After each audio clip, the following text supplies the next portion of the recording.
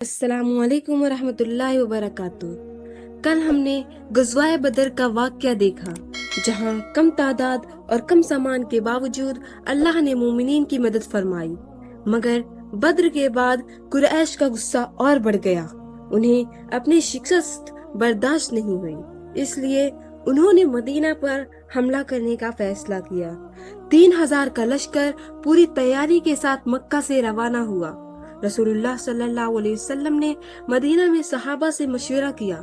آخر فیصلہ ہوا کہ مدینہ سے باہر نکل کر احد کے قریب مقابلہ کیا جائے۔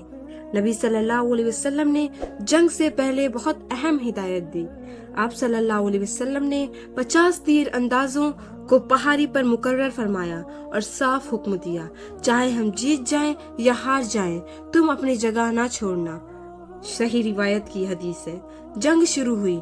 پہلے مرحلے میں مسلمانوں کو برتری حاصل ہوئی، قریش پیچھے ہٹنے لگے۔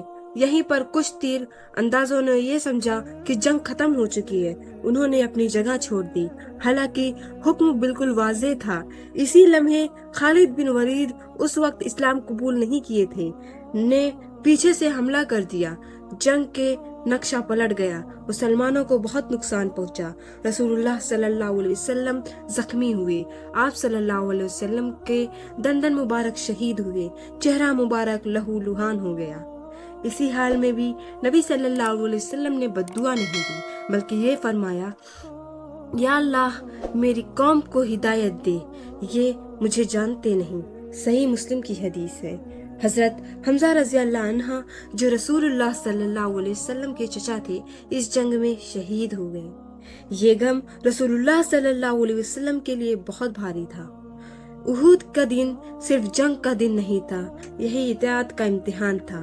اللہ تعالیٰ نے قرآن میں اس واقعہ کا واضح طور پر بیان فرمایا، اور اللہ نے اپنے وعدہ سچ کر دکھایا۔ جب تم اس کے حکم سے انہیں قتل کر رہے تھے، پھر تم نے کمزوری دکھائی اور اختلاف کیا۔ سورہ آل عمران میں بتایا گیا کہ اللہ تعالیٰ نے قرآن میں اس واقعہ کو واضح پر بیان فرمایا، اور اللہ نے اپنے وعدہ سچ کر دکھایا۔ جب تم اس کے حکم سے انہیں قتل کر رہے تھے، پھر تم نے کمزوری دکھائی اور اختلاف کیا۔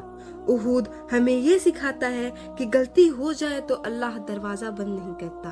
اس جنگ کے بعد اللہ نے صحابہ کی تربیت کی، انہیں گرنے کے بعد اٹھنا سکھایا۔ یہ بھی سکھایا کہ کامیابی صرف جیت کا نام نہیں، بلکہ اطاعت اور صبر کا نام ہے۔ رسول اللہ صلی اللہ علیہ وسلم نے شہدائے احد کے لیے دعا کی، انہیں زندہ قرار دیا اور ان کی قربانی کو کبھی فراموش نہیں کیا۔ غزوہ احد ہمیں یہ بہت بڑا پیغام دیتی ہے، حکم رسول صلی اللہ علیہ وسلم سے ہٹنا نقصان کا سبب بن سکتا ہے، چاہے نیت کتنی ہی اچھی کیوں نہ ہو۔ آج ہم سب کے لیے یہاں ایک سوال ہے، کیا اللہ اور رسول صلی اللہ علیہ وسلم کے حکم پر اپنی مرضی قربان کرتے ہیں، یا صرف آسانی میں مان لیتے ہیں؟ سیرت النبی صلی اللہ علیہ وسلم صرف تاریخ نہیں، بلکہ زندگی کا آئینہ ہے۔